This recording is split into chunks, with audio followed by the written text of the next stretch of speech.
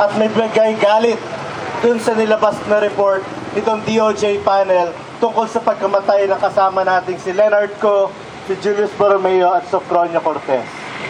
Kung babasahin nyo mga kasama yung report na iyon, ay malinaw na maraming tinanggal, maraming hindi pinansin at hindi isinama itong DOJ report. Kaya kung titingnan natin, kung ginawa lang sana nila ng mahusay ang kanilang report at pinag-iralan talaga nila, ayon naman sa kanila ay pumunta sila sa lugar.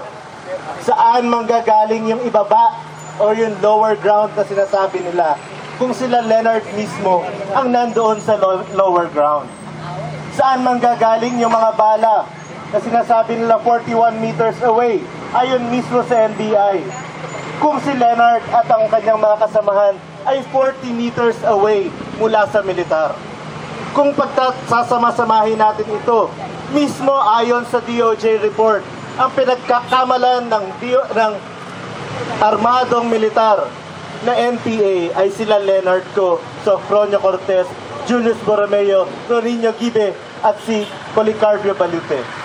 Wala nang iba kundi ang ating konklusyon na nagkamali ang militar at sila mismo ang bumaril dito kila Leonard at kanyang mga kasamahan.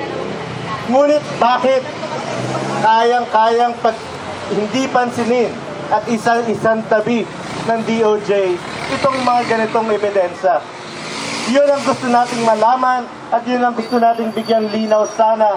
Kaya hinihiling natin sa Secretary of Justice na isang tabi, ibasura itong report na ito at magkaroon ng panibagong pampubliko kasama tayong lahat doon sa pag-iimbestiga dito sa pagkamatay ng tatlo. Tahimik din na itong report na ito doon sa ginawa ng militar kay Julius Borromeo. Si Julius Borromeo po ay binaril at tinamaan sa dibdib. Pwede pa siya sanang mabuhay, ngunit ano ang nangyari? Isang oras, lampas isang oras, hindi binaba at hindi binigyan ng medikal na atensyon si Julius Borromeo, kaya siya namatay. Nasaan ang kasalanan dito ng militar? Ayon sa DOJ report, wala daw.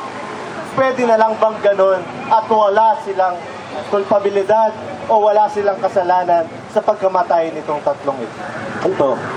Ganun na lang ba ang halaga ng buhay sa atin at sa DOJ kung basta-basta na lamang walang mangyayari sa pagkamatay nitong tatlong ito?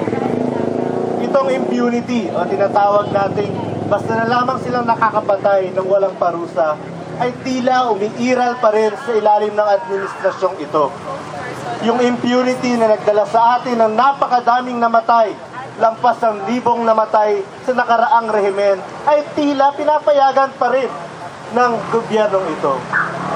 Para ipakita nila sa atin na hindi ito totoo at tunay na tuwid na daan ang gusto ng gobyernong Aquino, ay dapat ituwid nila itong malaking pagkakamaling report ng DOJ na ito.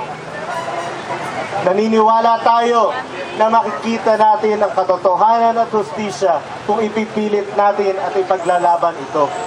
Hindi ibibigay ng ganun na lang basta ang hustisya, kalayaan at katotohanan sa ganitong umiiral na sitwasyon sa ating lipunan.